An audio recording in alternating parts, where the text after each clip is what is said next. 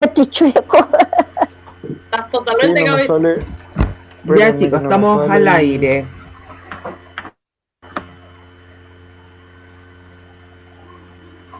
Se nos cayó nuestro psicólogo, así que le vamos a dar un segundito para que se vuelva a reconectar. Y mientras tanto le vamos a dar la bienvenida a todos nuestros amigos que se vienen conectando a un nuevo programa de Fuera del Sistema.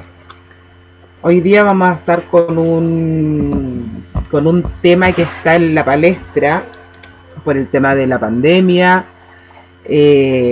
por el encierro y porque lamentablemente la población en Chile sufre mucho de este mal. Así que vamos a dejar que se presente nuestro experto. Preséntese, Fernando. Sí, hola, buenas noches. Mi nombre es Fernando Guajardo, soy psicólogo y me desempeño como psicoterapeuta también. Muchas gracias, Fernando, por aceptar nuevamente nuestra invitación como programa y por apoyarnos. No, gracias a Saludar ustedes. también a Verónica Mayo, nuestra intérprete en lengua de señas, para así poder llegar también a la comunidad sorda. Ofelia, Buenas noches a todos los que nos ven. Buenas noches a Fernando, a Berito. Hoy con un tema muy importante, como dice Patti, y esperemos tener una audiencia importante. Eso. bueno, decirle a los amigos también que los que no quieran salir con mensajes al aire, está pasando un banner en la parte de abajo donde está el número de teléfono por si quieren mandar mensajes de WhatsApp y hacer preguntas a nuestro psicólogo. Bueno, como lo decía el título de nuestro programa, hoy día vamos a estar hablando de depresión y crisis de pánico. Que creo que muchos en algún momento han experimentado lo que es una crisis de pánico o lamentablemente han pasado por algún cuadro de depresión. Incluso hoy en día los niños también se están viendo muy afectados por todo este tema. Así que, Fernando, cuéntanos un poquito cuáles son los síntomas de una depresión en un adulto. Ya. Bueno, ahora no tengo tanta claridad de los síntomas en términos del DCM, que es el manual de diagnóstico, de clasificación diagnóstica de la depresión, pero en el fondo tiene que ver con sentimientos de tristeza que lleven un largo periodo de tiempo, porque hay que hacer una distinción por un momento en donde uno se pueda sentir triste o ya cuando pasa mucho tiempo y esa sensación de tristeza sigue o permanece. Cuando se perpetúa una sensación de tristeza o una emoción basal de pena, de alguna manera uno podría sospechar que hay un trastorno del ánimo o que se pudiese configurar como una depresión. Entonces hay diferentes grados de depresión, hasta la depresión leve, moderada y depresión mayor, y eso tiene que ver con el periodo de tiempo en el que la persona vive o experimenta esta sensación de tristeza. Las categorías, porque como les digo en el manual de SM o en el CIE-10, sale por punto. La pueden buscar o lo pueden googlear y van a aparecer como los indicadores de cuándo se configuraría o no un cuadro depresivo o un trastorno del ánimo. Sí creo que si alguien se siente mal, si alguien siente que no está viviendo la vida de la manera en que cree que debiese vivirla, sería bueno que pudiese consultar a un especialista, porque muchas veces nos pasa que nos duele algo o nos sentimos de alguna manera y googleamos para tratar de hacernos un diagnóstico. Y igual ahí yo creo que hay un tema con el sobrediagnosticar o con el ponernos un rótulo que después es súper difícil sacarnos. Entonces muchas veces uno dice, ah, tengo depresión y se vive desde ahí, desde el tengo depresión y termina uno creyendo eso. Entonces la idea es que si alguien se siente mal, pueda consultar, pueda pedir ayuda a un especialista, se pueda hacer una buena clasificación y poder hacer un trabajo que sea apropiado para esa persona. Fernando, los síntomas también son, no sé, por la gente que, aparte del estado de ánimo Uh -huh. y el sentirse triste, el sentirse cansado, así con sueño, no querer levantarte, no sé, no querer ducharte, o sentir como que nada tiene sentido, ¿verdad? Uh -huh. Sí, bueno, esos son como Porque algunos de los síntomas. Porque hoy en día, bueno, vemos mucho que la gente se queja de que no tiene ánimos de nada y que lo único que quiere es estar acostado.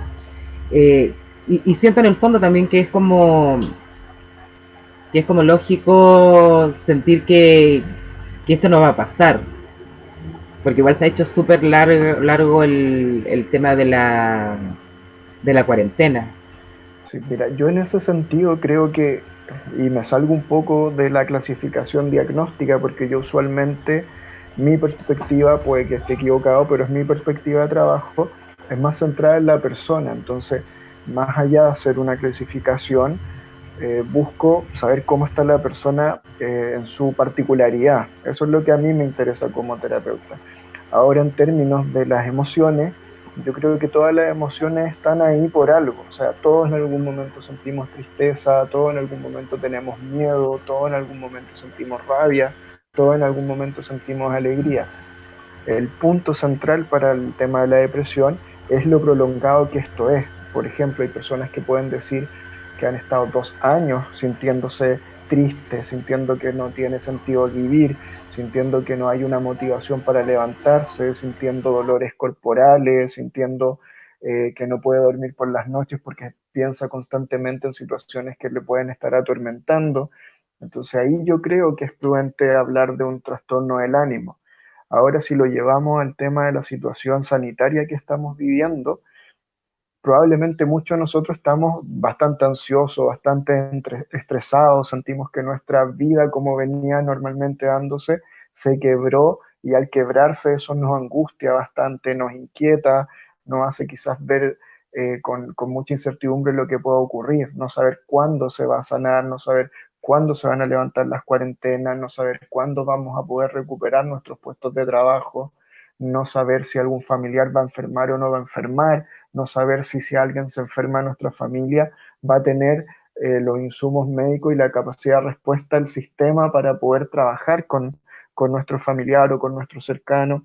Entonces todo eso va generando harta ansiedad. Yo me atrevería hoy día a decir que lo que podemos ver en la situación de pandemia son hartas crisis de ansiedad, crisis de pánico o angustia, que en el fondo tiene que ver con esta sensación de que lo que habíamos construido se ve amenazado.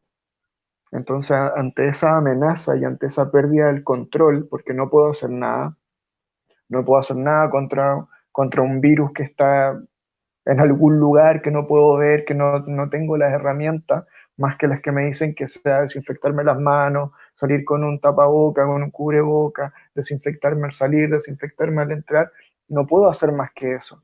Entonces esa situación genera mucha angustia, esa situación genera mucha ansiedad y mucha amenaza en las personas. Y obviamente se pueden desprender un montón de emociones, molestia, rabia, injusticia, tristeza, por lo que estamos viviendo. Fernando, ¿y Bien. cómo podemos saber si un niño, hablando de un niño de 18 años para abajo, está con un cuadro depresivo o está entrando en un cuadro depresivo o de ansiedad? Ahí hay que hacer la diferencia también, que no es lo mismo un cuadro depresivo a tener ansiedad. Claro, yo creo que lo importante siempre es poder ir, uno conoce a su hijo, uno conoce la forma en que actúan normalmente los niños que viven con uno. Cualquier cambio que uno pueda percibir, ya sea conductual, que lo vea más hiperactivo, más irritable, quizás también, que lo vea quizás como más lábil emocionalmente. Lábil emocionalmente tiene que ver con el que vea que pasa de un estado emocional a otro, en un momento está irritable, en un momento está mucho más sensible y llora, en un momento está mucho más hiperventilado y se pone a jugar y a gritar. Cuando uno va viendo esos movimientos en el niño que no son habituales, uno puede estar suponiendo que hay algo que está pasando. Y en ese sentido la idea es poder ir tomando conocimiento de qué es lo que le pasa al niño y desde ahí poder atrevernos a ir a un psicólogo, a un especialista o a medicina general y poder consultar.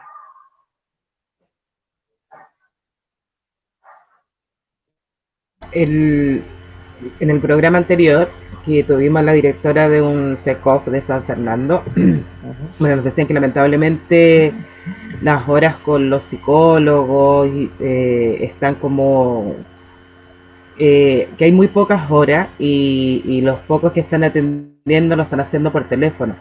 Entonces nos damos cuenta de que la atención psicológica, por lo menos pública, está bien escasa en estos momentos y realmente se necesita, porque se ven niños, nosotros que trabajamos con Ofelia, que trabajamos con niños, lo vemos que los niños están súper complicados.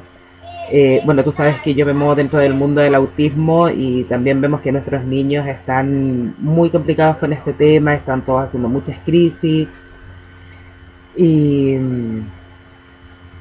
y hay niños que lo están pasando súper mal, así como también gente de la tercera edad.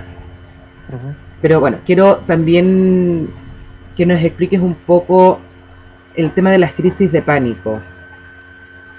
¿Cómo me puedo dar cuenta yo que tengo una crisis de pánico o cuáles son los síntomas o las características que tienen las crisis de pánico? Sí. Me complica un poco el hablar de síntomas, porque eso obedece a una clasificación diagnóstica. Yo voy a dar mi opinión más desde lo fenomenológico, desde lo que yo he podido ver en la clínica. Eh, Cuando alguien tiene una crisis de pánico, claramente hay una sensación a nivel corporal que es abrumadora. Es decir, siento algo en mi cuerpo que no sé qué es y que me está haciendo sentir mal. Entonces, de alguna manera, yo siempre creo que parte con eso, es como una sensación física. Hay una sensación de malestar que no sé a qué atribuir. Y como no puedo atribuirla a nada, no puedo clasificarla, no puedo controlarla de cierta manera, empiezo a tener pensamientos que son angustiosos. Por ejemplo, oh, me está pasando esto, se me aprieta el pecho, me sudan las manos, siento que me quedo sin respiración, siento que se me está acelerando el corazón y todo eso hace que yo me vaya preocupando y es como un efecto bola de nieve. Empiezo a sentir algo, me reacciono también a nivel de pensamiento con algo que puede ser catastrófico o por ejemplo, tengo COVID porque no puedo respirar bien. Entonces empiezo a generar una serie de ideas que van de alguna manera encadenándose a mi sensación y eso hace que yo termine llegando a un punto límite en donde mi cuerpo ya reacciona de una manera en que no puedo controlar. Entonces, desde alguna manera, lo que yo he visto cuando he trabajado con personas que refieren tener crisis de pánico es un poco eso. Claro, lo que se escucha mucho es la sensación de que me voy a morir, que me está dando un ataque cardíaco y todo el cuento. Pero uno, por ejemplo, eh, ¿cómo podríamos ayudar nosotros a una persona que, por ejemplo, ya ha sido diagnosticada con crisis de pánico y qué sé yo? Sobre todo en estos momentos, ¿cómo podemos ayudarla, contenerla? Yo creo que lo principal que uno puede hacer en ese momento es como, no quiero hacer una o sea, no sé que no son comparables, pero en el fondo es como cuando alguien tiene una crisis de epilepsia.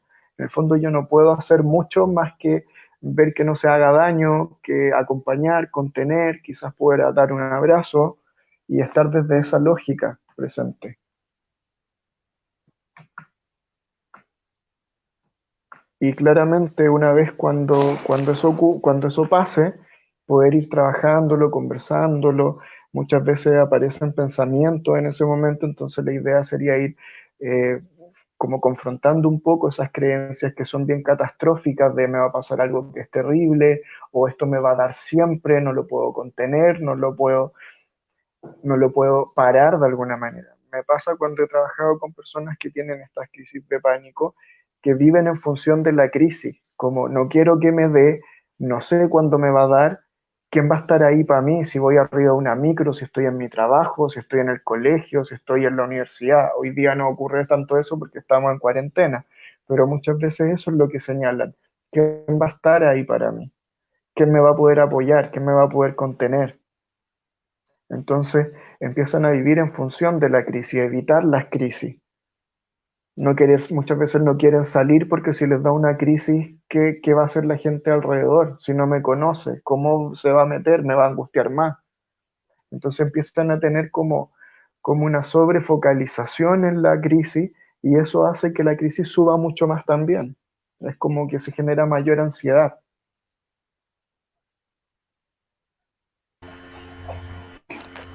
¿Se pueden aprender a controlar las crisis de pánico?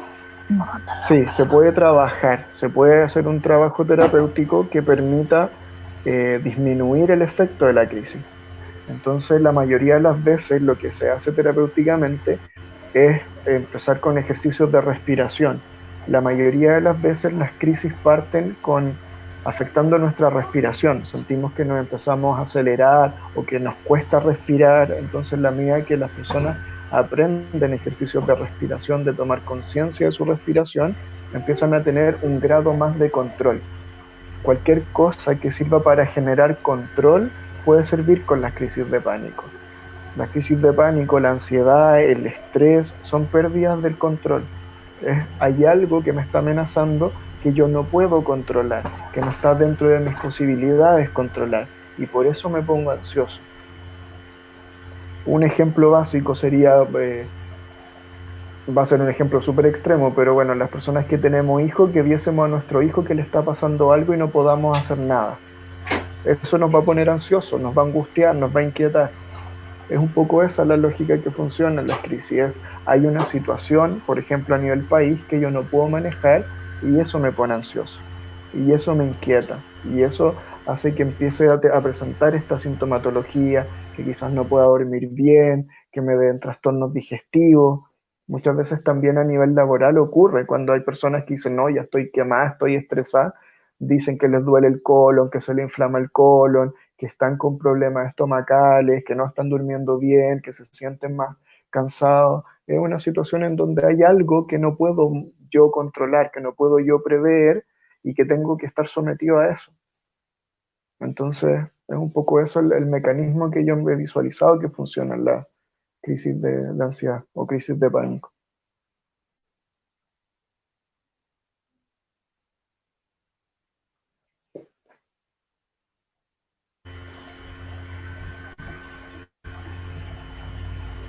¿A los niños les da crisis de pánico también o solo los adultos?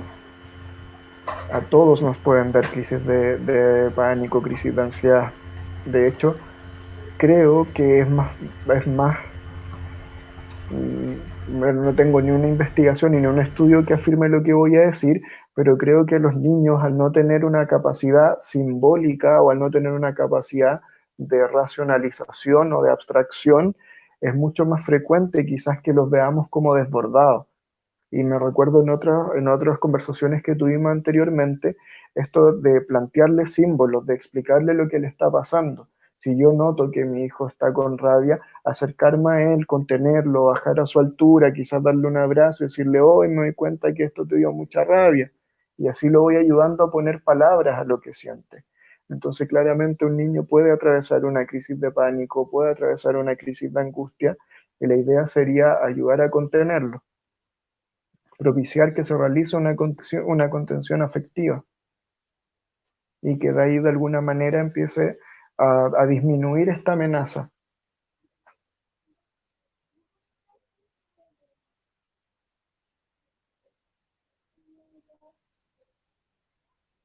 Hay una, hay una pregunta aquí. Ujú. Dice, yo sufro de trastorno de personalidad y ansiedad y por tiempo da esos tipos de periodos, ¿será depresión? Dice.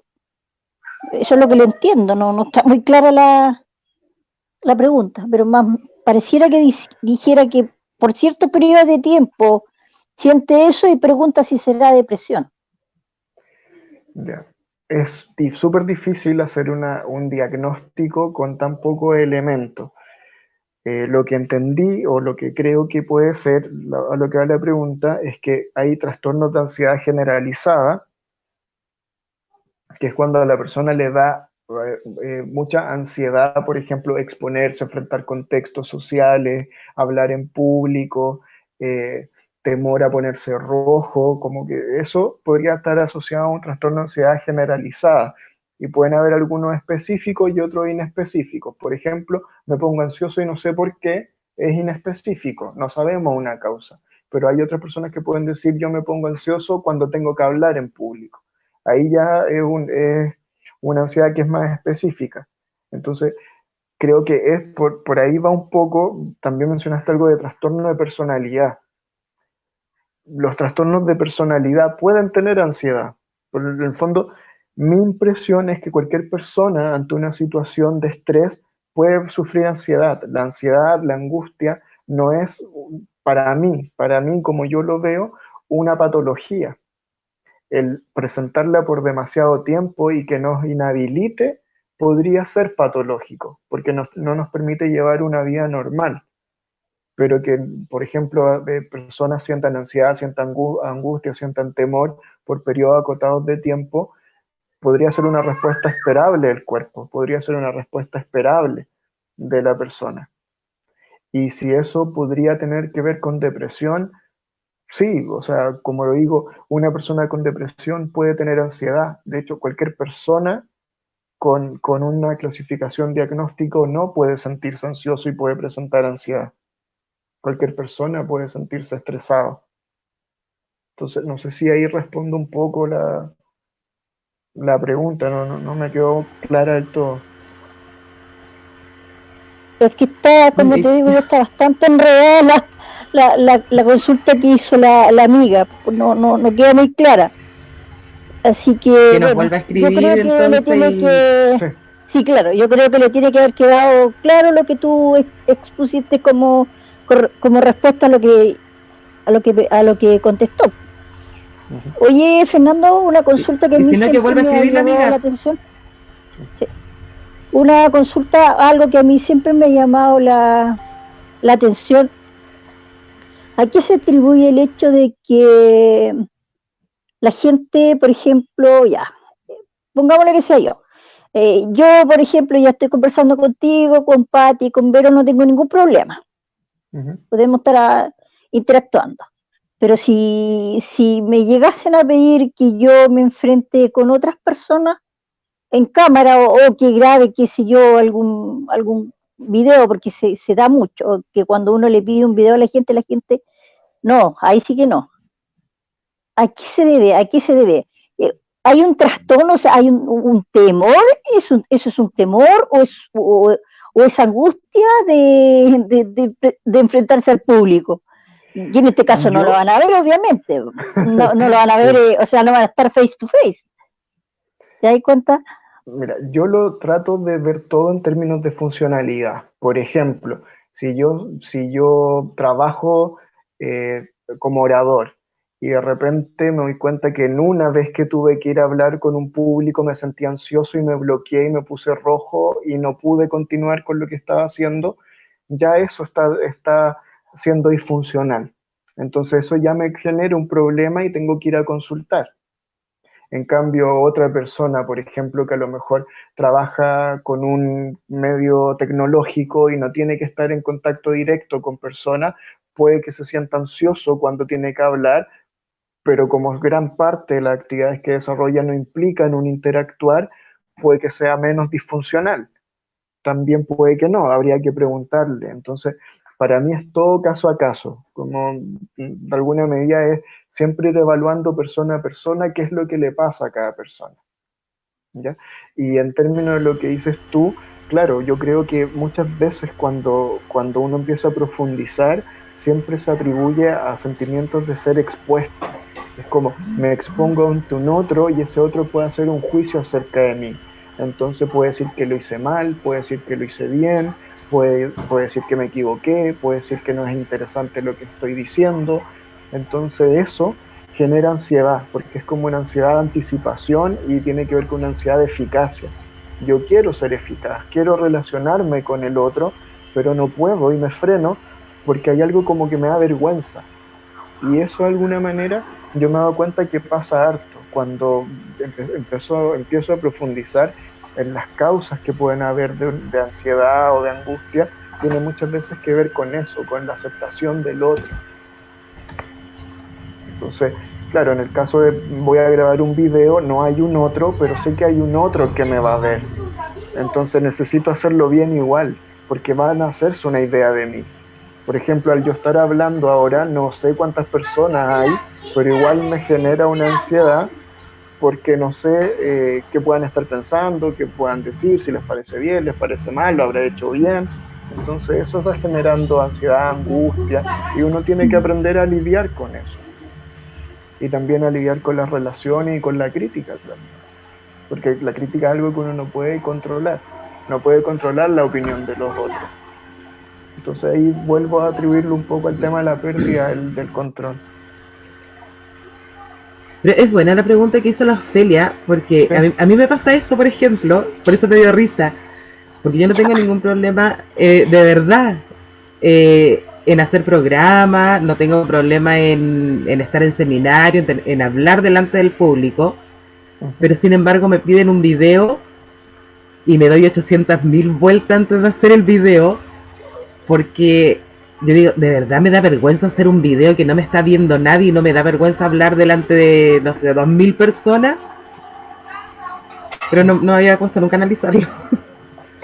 Sí, o sea, claro, no es algo que vaya a ser para todos así lo que estoy diciendo, pero muchas veces tiene que ver con eso. Es como cuando un profe te pide, un profe que es muy significativo para uno te pide hacer un trabajo y uno escribe y reescribe y reescribe y relee y relee, porque sabe que eso va para un otro. En el fondo yo sé que lo va a leer otra persona, yo sé que hay un otro implícitamente en eso. Entonces eso me genera una expectativa. Yo creo que, no sé si poca gente me imagino que dirá, sabes que a mí en realidad me importa cero que le parezca bien o no.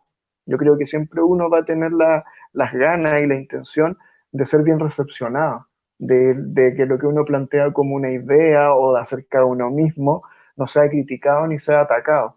Y yo creo que con eso de alguna manera tiene harto que ver con eso, con las relaciones interpersonales, con el sentirnos aceptados, con el sentirnos valorados. Eso yo creo que de algún modo juega harta importancia en la ansiedad o en la angustia cuando tiene que ver con un exponerse hacia un otro.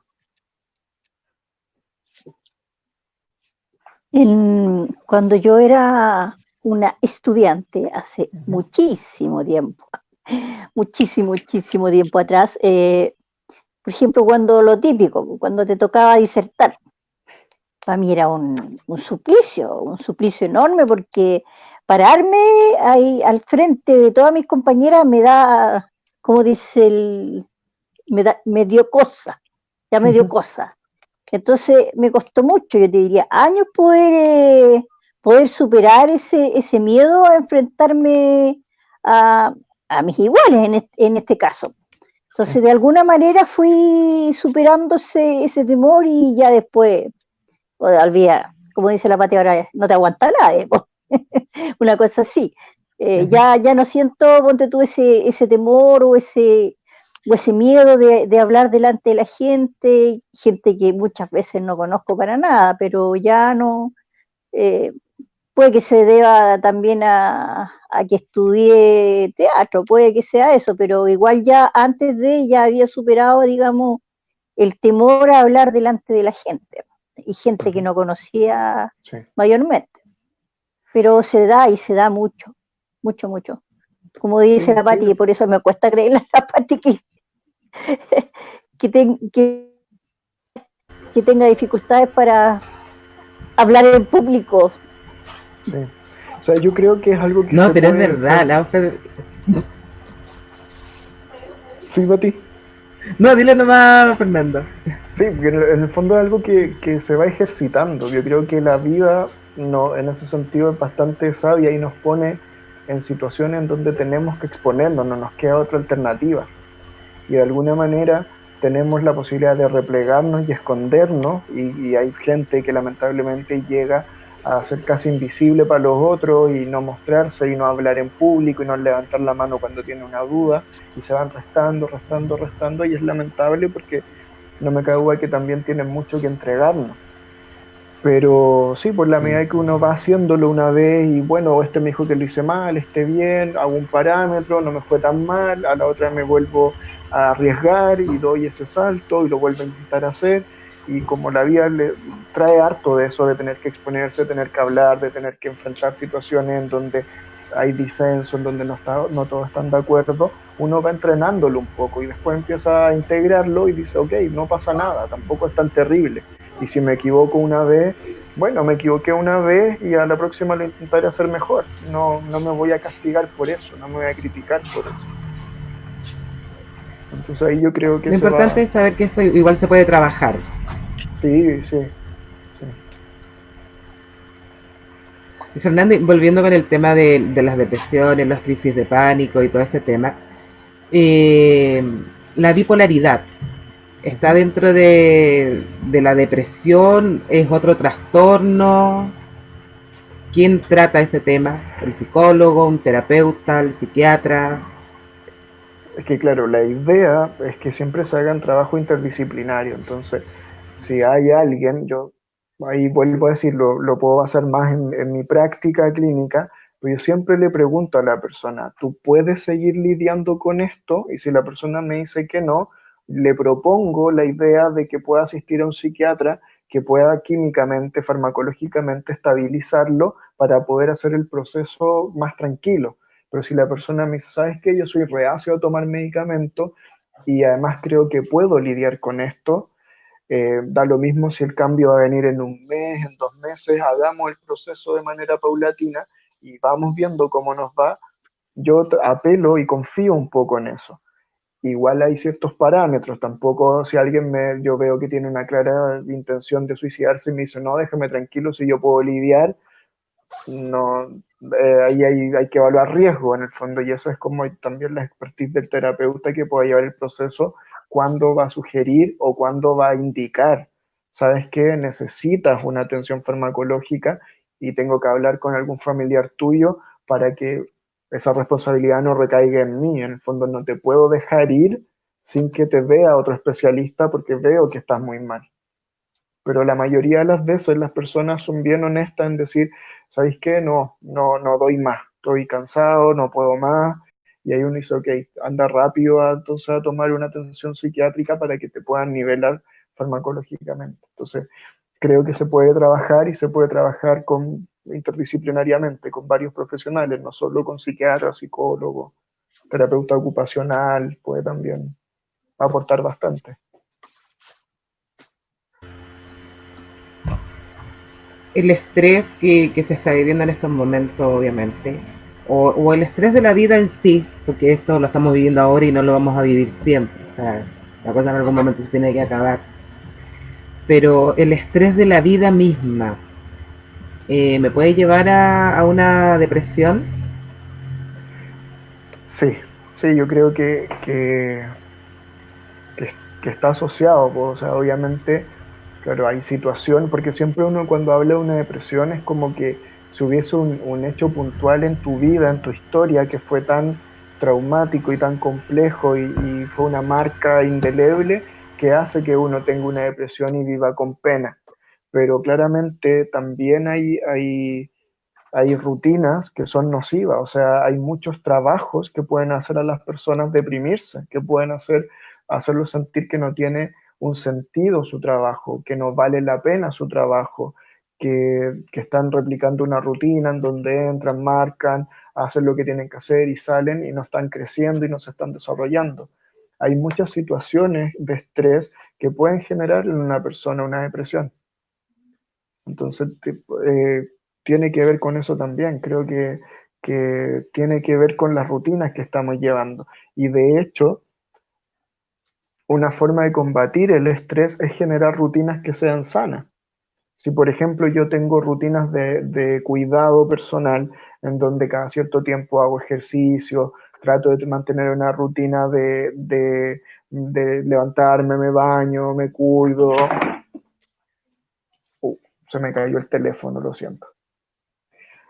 Entonces, en la medida en que también desarrollo rutinas que son sanas, eso puede permitir que yo lleve de mejor manera las situaciones de estrés que la vida me propone. Todas las vidas, yo creo que en la vida hay muchos factores estresores, hay muchas situaciones que nos generan estrés, hay muchas situaciones que nos generan una sensación corporal o una base afectiva que nos complica, que nos interpela. Pues la medida que yo tengo herramientas para poder sobrellevar eso, puedo seguir adelante. Y de algún modo todos lo hacemos. Todos vamos avanzando con situaciones que no son más o menos complejas.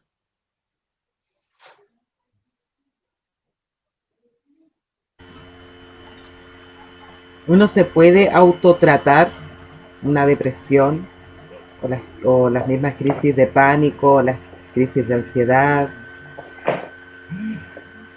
Mire, yo creo que, como les decía, hay momentos en que nosotros sobrellevamos situaciones complejas, pero hay puntos en donde ya es un punto de no retorno. Por ejemplo, no sé, todos en algún momento vamos a vivir un duelo, una pérdida de alguna persona cercana, que eso nos va a doler. Y es algo esperable porque es normal que las personas fallezcan, es algo habitual, es algo del ciclo evolutivo, a todos nos va a pasar en algún momento, pero hay personas que pueden sobrellevarlo y pueden aprender a vivir con eso, y hay otras personas que van a ir arrastrando esa situación de estrés, ese duelo. Entonces, de alguna manera va a depender. Si una persona siente que lleva 2 años sin poder superar el fallecimiento de alguien muy querido, claramente necesita ayuda. Si otra persona lleva 3 meses y dice, no, aún tengo la nostalgia y la tristeza por la pérdida, pero igual voy al trabajo y hago mis cosas normales y sé que tengo que seguir por mi hijo, y hace un balance de su situación motivacional en el mundo y es más positivo, puede que lo pueda sobrellevar solo. Entonces, de ahí yo creo que tiene que ver harto con estas actividades que nos permiten ir sobrellevando el estrés. Si yo tuve una buena higiene o tuve una buena forma de enfrentar el estrés y aprendí a enfrentar el estrés y tengo una red de apoyo a quien puedo contarle cuando estoy mal, si puedo expresar lo que siento y no guardármelo, si puedo buscar actividades alternativas como el hacer ejercicio o aprender a tocar algún instrumento musical o la pintura o escribir o algo que a mí me haga sentir bien, voy a tener más recursos para sobrellevar una situación por muy compleja que sea. Pero si no tuve esos hábitos, probablemente me va a devastar.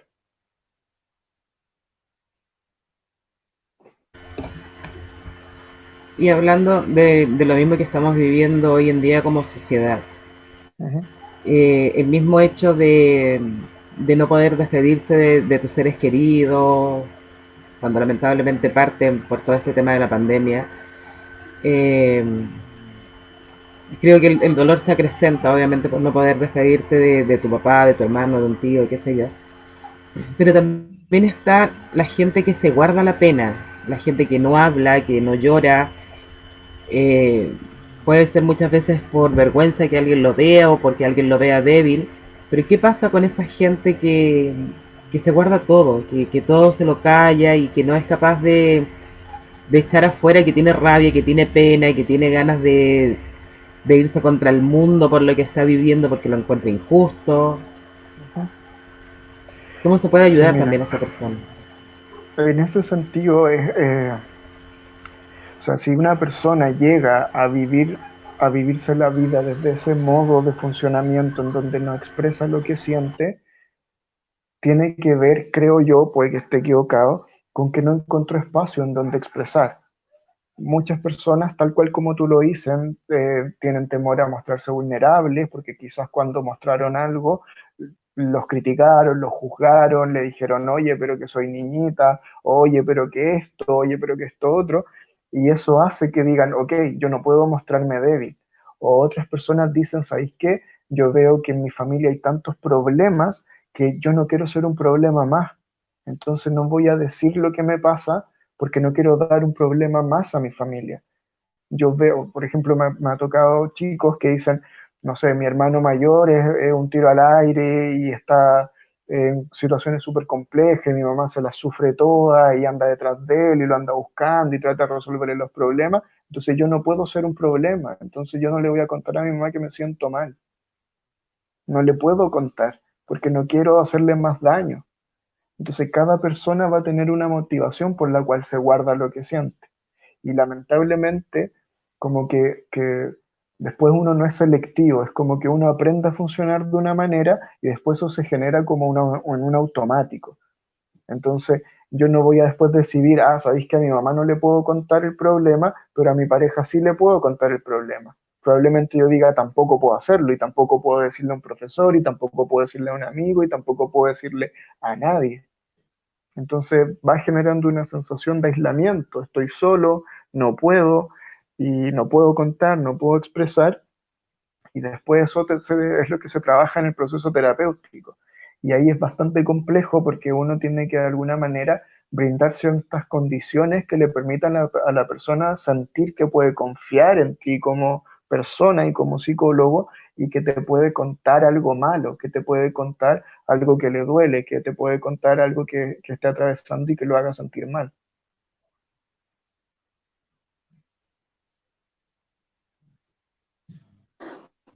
Tienes toda la razón en lo que dice Fernando. Y como dice, siempre se da el tema de que, yo no voy a decir esto, no voy a decir esto otro para no perjudicar a mi mamá, que ya está con bastantes problemas y un problema más que yo le achaque, mejor me callo. O se lo cuenta a otra persona o simplemente ya se calla y se lo guarda y eso va generando, no sé, una situación más o menos complicada dentro de esa persona por el hecho de guardarse las cosas y no decirlas, que ocurre Sí. mucho. Se Y da yo creo mucho que ese tema. Sí, y yo creo que lo bonito del poder compartir lo que uno siente es que la otra persona con la que uno está hablando te ayuda a ampliar tu visión. Porque, por ejemplo, yo digo, allá, siento que esta situación es injusta y me da rabia, pero no lo cuento, voy a tener solo mi verdad, mi versión. Es rabia nomás, pues ya, soy una persona rabiosa y desde ahí a lo mejor puedo ir definiéndome de alguna manera, pero cuando yo lo comparto, lo dialogo con alguien, lo pongo en común, de alguna forma también yo me soy movilizado por lo que el otro me puede comentar. Si el otro me dice, sabes que yo veo esta situación de esta manera, es mi impresión, no quiero de alguna manera hacerte creer que lo que tú dices no es lo correcto, pero esta es la forma en que yo lo veo, uno va flexibilizándose y va aprendiendo. Y en la medida en que uno puede ir contando cómo se sienta a diferentes personas, uno va ampliando su repertorio emocional. Lo hablábamos hace unas conversaciones atrás, la importancia de las mamás y los papás cuando tenemos un hijo pequeño y que le vamos poniendo nombre a todo. Es como, uy, te caíste, pucha, te dolió, qué pena. O, oye, pasamos por una calle y un perro ladra y el niño hace así, se asusta y uno dice, uy, te dio miedo este perro. Uno va ayudando a poner palabras, uno va ayudando a que los niños vayan simbolizando. Y si eso no ocurre, y llegamos a ser adultos que no tuvimos esa posibilidad de que nos ayudaran a poner nombre a lo que nos pasa, probablemente vamos a estar poco educados emocionalmente y vamos a ser más propensos a presentar crisis de pánico, a presentar ansiedad, a presentar angustia. Entonces, también hay algo que me gustaría comentar, que muchas veces se ve el lado negativo de la ansiedad o el lado negativo de la angustia porque nadie quiere sentirlo. Obviamente, si yo me siento angustiado, no quiero sentirme más angustiado, quiero que se me quite. No quiero seguir con esa sensación. Pero me he dado cuenta que muchas veces también esa sensación es una alarma, es como una alerta, es como, oye, aquí hay algo que me está pasando. Necesito parar y necesito mirar. Lamentablemente una vez se hace oído sordo al cuerpo y sigue adelante y pecho para las balas y da lo mismo y sigo con mi rutina. Pero si uno para ante esas señales de alerta, puede encontrar algo súper positivo, algo que me ayuda a cambiar algo de mí. Entonces, como para quitarle un poco la connotación también negativa, obviamente nadie quiere sentirse ansioso ni angustiado, pero si se trabaja puede traernos algo bastante positivo.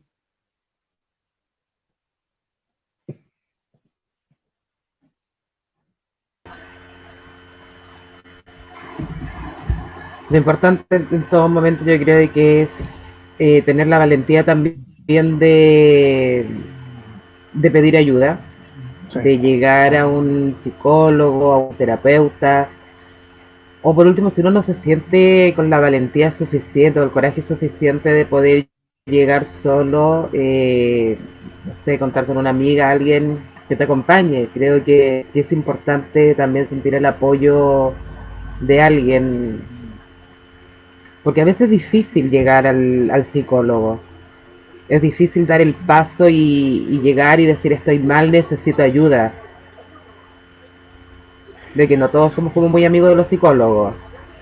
yo comparto eso y creo también, aparte, bueno, hay varias cosas que hacen que sea difícil. Tenemos un sistema público que no prioriza la salud mental y por ende las atenciones cuando se hacen en consultorio, en COSAM, en CEFAM, son casi unos monitoreos, es una vez al mes. Entonces no se puede instalar un proceso terapéutico como corresponde con una atención al mes. Eso es impensable. Por otra parte, si se hace de manera particular, muchas veces los costos son bastante elevados. Entonces, acceder a sesiones semanales de manera particular hace que sea sumamente caro. Otra cosa es que también creo yo, es mi impresión, que está bastante mal mirada la profesión del psicólogo. Es como que las personas a veces dicen, ¿a qué voy a ir si qué me va a puro escuchar? ¿O qué va a hacer? Como que de alguna manera está un poco devaluada la profesión del psicólogo. Entonces, yo ahí hago el mea culpa y creo que es como psicólogo, yo y todos mis colegas debemos posicionar de un modo distinto la salud mental, debemos posicionar de un modo distinto nuestro ejercicio en la práctica y debemos también ser aplicados con lo que hacemos y con lo que queremos y formarnos y estudiar y dar buenas respuestas a las personas. Porque con los 5 años que estudiamos en la universidad difícilmente vamos a dar respuesta a las personas, porque estamos hablando de experiencias de vida, estamos hablando con que a veces me llega a mí, que tengo 36 años, una persona de 65 años, 70 años, y que me dice yo lo que quiero es morir tranquilo. ¿Y cómo yo le voy a dar una respuesta, por muy estudioso que sea, si nunca yo me he planteado por mi edad la posibilidad de la muerte, quizás? Entonces hay muchas cosas que interfieren, que intervienen en el proceso terapéutico, en el ser psicólogo, porque hay muchas variables que uno no maneja. Entonces ahí el llamado es como a formarse, a estudiar, a dar buenas respuestas a las personas. Y ahí hago como el mea culpa a la profesión y a los colegas también. Fernando, una pregunta. ¿Las personas son capaces de reconocer que necesitan ayuda y de exponer que la realidad no se vive a través de ellas? La última parte no la entendí, que la realidad, Te ¿cómo? digo, porque mira, a ver, dice que si las personas son capaces de reconocer cuando necesitan ayuda y si exponer que la realidad no se vive a través de las personas, sino descubrir que todos los procesos son aprendizajes y que cada ser humano es un ser genuino, una esencia y una luz. Eso es lo que me dicen. Voy a tratar de responder porque fueron varias cosas. La Claro, primera decía, si las personas somos capaces de darnos cuenta, yo creo que sí. Yo creo que hay personas que son más reacias a pedir ayuda, ya puede ser por un tema de ego, por un tema de que aprendí a que tengo que sobrellevar las situaciones solo, a que me hace débil el quizás compartir mis tristezas. Yo creo que tiene que ver más por ahí. Pero yo creo que en algún momento de la vida siempre nos damos cuenta, es como un resfrío. Yo puedo seguir viviendo con el resfrío, pero va a haber algún momento en el que digo, sabéis que ya estoy demasiado mal, me voy a tomar un paracetamol y un ibuprofeno y no sé qué, porque me doy cuenta que hay algo que ya me está afectando demasiado. Yo creo que pasa lo mismo con lo psicológico. Yo me doy cuenta que hay momentos que me está costando más, que me estoy sintiendo más mal. Puede que me haga el sordo, puede que no sea mi momento para enfrentar un proceso, pero de que me doy cuenta, yo creo que sí me doy cuenta. De hecho, yo creo que si hiciéramos como una encuesta, muchas personas dirían, sí, yo he atravesado algún momento en el que he estado mal. No, no, no, o sea, a mí nunca me ha pasado que una persona me diga, no sé, es que yo siempre he estado bien. A mí nunca me ha pasado nada, mi vida siempre ha sido, en algún momento hay algo que, o puede que tenga una vida muy buena y igual algo te haga sentir mal. Sí, no tiene que ver con que me pasen hechos traumáticos y fuertes, sí, obviamente tiene que ver en cierta parte, pero también yo me he encontrado con personas que llevan vidas bastante buenas y que de alguna manera igual hay cosas que lo hacen cuestionarse, ya sea por crecimiento personal, ya sea porque sienten que no están siendo los buenos padres que quisieran ser, por algún otro motivo, todos nos cuestionamos en algún momento. Pareciera que es algo como inherente a la mayoría, yo creo, de las personas el cuestionarse algo en algún momento. Y si eso después desemboca en tratando de responder la segunda parte de la pregunta, en que haya un desarrollo y que haya de alguna manera un aprendizaje de vida, o sea, genial. Eso es esperable que cuando hay algo a uno que le molesta pueda trabajarlo y pueda tomar y tener un aprendizaje de eso.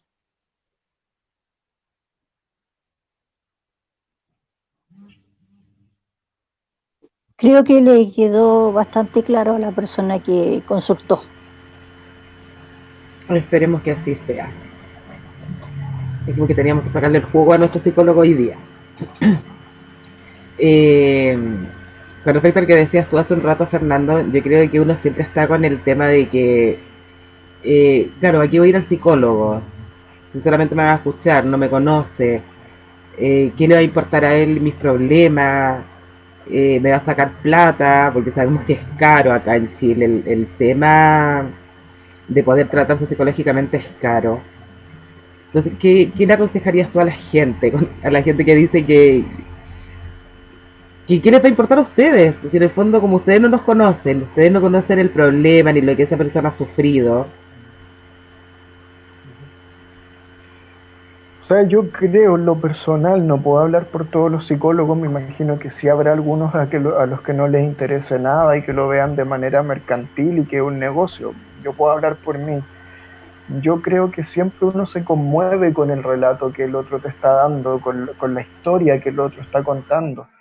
Siempre hay un conmoverse, siempre hay decir, hay, no sé, o sea, yo a veces soy de las personas que veo una película y sé que es ficción, igual me emociono. Entonces, cuando sé que hay alguien adelante que está sufriendo y que me está contando una historia que sentía para esa persona, con mayor razón, porque sé que es real y sé que se lo está viviendo de esa manera. Entonces, que no importa, o sea, a mí sí me importa, por algo estoy ahí y lo estoy haciendo, independiente de que obviamente hay un tema económico de por medio y que lamentablemente es así y bueno, no sé si dar lamentablemente porque Es la es lo que me pega. permite subsistir y es la pega, pero ahí va a depender de cada psicólogo. Hay psicólogos que sí nos comprometemos y que sí nos pasan cosas con lo que el otro nos está contando y no es un mero trámite, o sea, no es ya hago esto, aplico esta técnica y que la persona se vaya y que ojalá que se sienta mejor. Sí hay algunos psicólogos, yo me atrevería a decir que una gran mayoría de los psicólogos que yo he conocido tienen esa como, no sé si ya decirlo vocación, pero tienen esa sensibilidad de poder interesarse por el otro y de también reconocer que las personas muchas veces llegan a terapia porque las relaciones interpersonales y las relaciones humanas que han tenido en su vida no han sido tan satisfactorias. Entonces, qué ganas de poder brindarle un espacio de relación humana que sí sea satisfactorio, en donde sí se sienta entendido, en donde sí sienta que lo que está expresando es válido para mí, en donde no hay un juicio, sino una idea de poder construir en conjunto. No es yo no creo en lo que tú dices y replica lo que yo creo. Es construyamos en conjunto algo que a ti te haga sentido y te haga sentir mejor. Entonces, de ahí yo creo que tiene que ir cambiando un poco el chip. Muchas veces también creo que cuando aparecen psicólogos en teleserie, en películas, no nos hace mucho honor. En el fondo es como siempre el que está analizando, el que da como el comentario, así como te escuché y ahora te doy la solución de tu vida porque yo tengo un poder o tengo una visión mucho más elevada que la tuya. No somos maestros, somos personas que de alguna manera queremos estar ahí para poder apoyar a las otras personas y que tenemos algunos recursos porque estudiamos, pero en el fondo es eso, es un encuentro entre personas, para mí. Bueno, ojalá le quede claro también a la comunidad y a la gente que nos está viendo que como en todos lados hay profesionales y profesionales, o sea, nos hemos encontrado quizás muchas veces, y me incluyo, con psicólogos que es como hablarle a una pared, y es lo que yo he dicho, o sea, ¿para qué le voy a regalar mi plata a este tipo si no está ni ahí con lo que le estoy diciendo? Y sé de gente que también le ha pasado lo mismo. Entonces, pero igual es rico saber que hay psicólogos que sí se preocupan de lo que tú le dices, o que sí se preocupan de poder ayudarte terapéuticamente con tus problemas o con todos los rollos que uno pueda tener encima, y muchas veces con problemas que uno carga desde la niñez, que a veces es necesario sacar afuera para poder caminar más libres, más livianas. Sí, sí, sí, o sea, qué lata, o sea, tampoco yo soy el mejor psicólogo del mundo y que también a veces no puedo estar al 100% porque tengo mis propios problemas, soy persona, hay cosas que me influyen, o de repente un tema de química nomás, estás hablando con una persona y te das cuenta Claro. que no conectaste. Y también uno tiene que ser lo suficientemente humilde y poder decir, ¿sabes qué? No, no creo que pueda con el proceso, te voy a sugerir otro terapeuta y no porque tú estés grave, ni estés muy mal, ni estés muy loco, es porque yo no pude como terapeuta dar una respuesta efectiva para ti. Entonces creo que otro terapeuta sí lo podría hacer. Y desde ahí yo creo que se puede ir construyendo un espacio en donde la gente sienta que efectivamente importa. O sea, importa lo que tú le contaste, si me doy cuenta que no pude decirlo, recomendarle a una persona que yo creo que puede entrar mejor, ya sea por un tema de género, de edad, de carácter, de lo que sea. También los psicólogos tenemos problemas, entonces puede que un día justo llegue una persona y yo no pude responder porque estaba en mi mundo, también decirle, ¿sabes qué? Pucha, siento que no tuvimos hoy día una muy buena sesión, yo estoy con un montón de cosas, te pido disculpas, al final es ir clarificando porque hay un interés por el otro, o sea, me interesa que el otro, porque yo no sé si esa persona es como que hizo un gran esfuerzo para ir a un terapeuta y llegó donde mí y yo respondí mal y dice ya nunca más vengo. Y con eso le cierro toda posibilidad que haga un proceso terapéutico. Entonces yo siempre creo que eso tiene que ser súper respetuoso, dar la posibilidad, no te cierres, si no te gustó como yo conversé contigo, busca otra alternativa, busca otras posibilidades, no te quedes sin consultar, no te quedes sin recibir un proceso, porque me doy cuenta que hiciste un gran esfuerzo para venir. Entonces, por favor, aprovéchalo. Si no conectamos, te pido disculpas y si quieres te puedo ayudar a buscar una persona que sea más, que pueda responder de un modo distinto. Y yo creo que eso haría que Qué bueno cambiara un poco la percepción de las personas. que tengas esa valentía de poder decir también cuando no son capaces de tratar a una persona. Y pasa en todo ámbito, o sea, incluso con los médicos, que a veces, que yo a veces le digo los diostores, porque se creen dioses, entonces no son capaces muchas veces de decir, no, ¿sabéis qué? No tengo idea lo que le está pasando a tu hijo, no tengo idea lo que te está pasando a ti, te recomiendo que lo lleves con Juanito Pérez, no sé. Pero sí tuve la oportunidad de conocer un gran pediatra que me dijo, ¿sabes qué? No sé de lo que le está pasando a tu hijo. Yo en ese tiempo vivía en provincia, llévatelo a Santiago con tal persona. Pero, y yo así como, o sea, ¿me dejas en este momento? No, voy a aprender. Me voy a educar en lo que le está pasando a tu hijo y ahí voy a volver. Pero esa valentía que tuvo en ese momento ese doctor y lo que tú me estás diciendo ahora, de verdad que yo lo encuentro de un valor, pero súper, ¿cachai? Porque no todos, perdón, no todos tienen la valentía de poder decir, no, sabéis que no me la puedo contigo, o es mejor que vayas con otro terapeuta y que a lo mejor con el que sí vas a tener más confianza o sí vas a tener más feeling, qué sé yo. Y es súper valedero y de verdad te felicito por ese pensamiento, Fernando, Gracias. que es el pensamiento en pos de ayudar al paciente que va a tu consulta en este caso. Ujú, sí.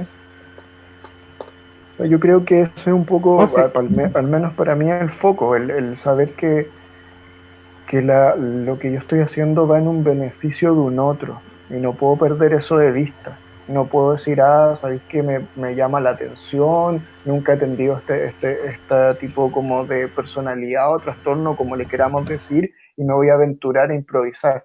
O sea, siempre hay alguien que sabe más y no te hace menos profesional el decir, ¿sabéis qué? Anda con tal persona porque él sí va a poder responder de buena manera y tú no te vayas a quedar con una impresión mala de los psicólogos.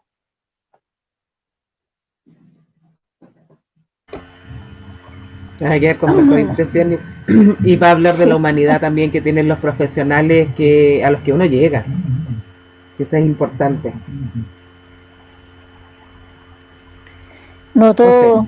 no en todo se da eso. De verdad, Fernando, que es bueno lo que tú haces, es positivo y es alentador contar con una persona que tenga ese pensamiento, porque nos enfrentamos día a día a mucho tipo de profesional en diferentes ámbitos que no todos tienen, digamos, la capacidad que tienes tú de reconocer que en realidad no tienes la empatía o no tienes la solución para la persona que te está consultando. Como vemos también que muchos se aprovechan y dicen, no, oye, no, si ven, si sigue viniendo y vamos a encontrar la solución. Cuando lo que le interese solamente el ganar y no perder el cliente, hablemoslo con todas sus letras. Sí. Y de verdad te felicito, en serio, sos grande. Gracias. Habla de que pese al tiempo que lleva ejerciendo no ha perdido la humanidad y eso es súper válido y se agradece. Fernando, estamos llegando al final de nuestro programa de hoy. Consejos para los amigos que están pasando, los primeros los que están pasando un duelo en este momento que es tan terrible de no poder despedirse o velar a nuestros difuntos como estábamos acostumbrados. O sea, yo creo que el duelo es doloroso porque es la pérdida de alguien y lamentablemente con la situación sanitaria que estamos viviendo se hace aún mucho más insostenible. Cuando fallece alguien por COVID, no pueden ir muchas personas, no se puede hacer el ritual. Nosotros tenemos muchos rituales, casarse es un ritual, la primera comunión es un ritual, la confirmación es un ritual, el funeral es un ritual. Entonces, si eso ocurre, mi sugerencia sería que puedan hacer algún tipo de ritual como familia. Si bien no pudieron ir todos y despedirse, quizás sí pueden reunirse, hacer algún tipo de altar, trabajar el ritual del duelo, para que de alguna forma ese dolor se deposite en algún espacio en común con la familia y que pueda ir siendo trabajado. Y una vez que ya termine la pandemia y la situación sanitaria, ojalá que pronto se revierta, puedan igual ir y hacer un funeral como corresponde. Y sé, porque me tocó conversar con una chica que estaba viviendo una situación así, que parece que los cementerios como que van a permitir que se haga como un refuneral o que se vuelva a hacer un funeral en donde puedan participar más miembros de la familia. Entonces yo lo que creo que sería prudente es eso, poder ir haciendo rituales que te permitan despedirte, quizás escribir una carta, quizás poder conversar con alguien de las cosas positivas que esa persona tuvo en tu vida, también de las cosas que no fueron tan buenas, y ir haciendo como esa despedida, poder hacer ese ejercicio, ese ritual de cerrar. Y bueno, también señalar que para la situación de estrés, angustia, ansiedad, es bueno que las personas busquen rutinas. Por ejemplo, muchas veces llegan personas y dicen, ya, yo tengo una crisis de pánico o de ansiedad, entonces quiero saber qué hacer cuando me dé una crisis. Porque como decía, vive muy pendiente de la crisis, es todo en función de la crisis. Entonces ahí pueden ir a un psiquiatra y el psiquiatra les da un SOS que cada vez que tengan una crisis de ansiedad se tomen la pastilla y se van a sentir mejor. Pero en el fondo no hay un aprendizaje. La idea es que uno haga cosas antes. Por ejemplo, yo antes me cuido. Antes de tener la ansiedad y el estrés me cuido. Voy al gimnasio, trato de regalonearme con una comida, hago acciones de autocuidado, de cuidado personal, busco actividades que me ayuden a cambiar el foco. Por ejemplo, si a mí me divierte tocar guitarra, cuando sienta que estoy antes de llegar a una situación de crisis, me voy y me doy un espacio para poder tocar, me doy un espacio para poder ver una película que a mí me guste, me doy el espacio para poder hacer una actividad que a mí me desestrese, que a mí me ayude a estar bien. Hoy día es bastante complejo porque los que tenemos hijos y compartimos un techo en donde ya no hay colegio, no hay trabajo, todo se hace en línea, a veces no está ese espacio, pero igual hay que tratar de construirlo, quizás buscar un espacio en donde podamos hacer algo con los niños y incorporarlo y que sea grato. Obviamente hay veces que nos sacan de quicio y se nos suben arriba en la cabeza y ya no sabemos qué hacer. Pero al buscar ese espacio que nos conecte y que uno diga, ¿sabéis qué? Me quedo con una rica sensación. Hice esto con mi hijo y fue grato. Y eso me hace bien. Eso me ayuda a estar más tranquilo. Entonces ir buscando los espacios antes de que ocurra. No llorar sobre la leche derramada, en el fondo empezar a cuidarnos de antes para que cuando ocurra tengamos ya un repertorio de habilidades que nos permita sobrellevarlo de mejor manera. Aparte que, bueno, yo siento personalmente que las crisis de pánico te avisan, que uno las puede prevenir. A mí me sirvió mucho la música. Así que, bueno, decirle a nuestros amigos que van a quedar abiertos los comentarios por si quieren preguntar algo más. Para que, y nosotros se lo vamos a ir pasando a nuestro... Algo pasa que se escucha horrible. ¿Ahí sí?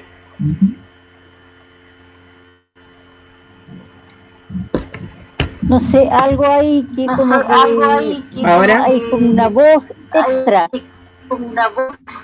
Se metió algo entre medio, pero no sé qué es lo que es. Ya, ahora sí. Cohete. Vamos a hacer su micrófono. Bueno, decirle a nuestros amigos que van a quedar los comentarios abiertos por si quieren preguntar algo. Nosotros después se lo vamos a estar traspasando a nuestro psicólogo. Dar las gracias a Fernando por la disposición de estar siempre apoyándonos como programa. Dejarte invitado nuevamente para otro programa. Darle las gracias a Verónica Mayo también por acompañarnos en la interpretación de lengua de señas. Y nosotros, Ofelia, será hasta el viernes si Dios quiere. Estamos esperando una respuesta porque vamos a tener un programa de lujo el viernes. Así que ojalá todo nos salga bien. De miedo. Invitados todos. Así que nos vamos a vestir de bruja. Así que, bueno, despedirnos de nuestros amigos y decirles que nos vemos el viernes si Dios así lo quiere, a las 9 de la noche nuevamente. Señora Ofelia, despídase. Cariños. Hasta pronto, Verito. Seguimos conectadas por lo nuestro. Ya, Fernando, chicos, que tengas te un agradece y nos buen fin de vemos semana y el un resto viernes. de día fantástico. Gracias. Gracias, chicos. Que estén bien. Chao. También. Chao.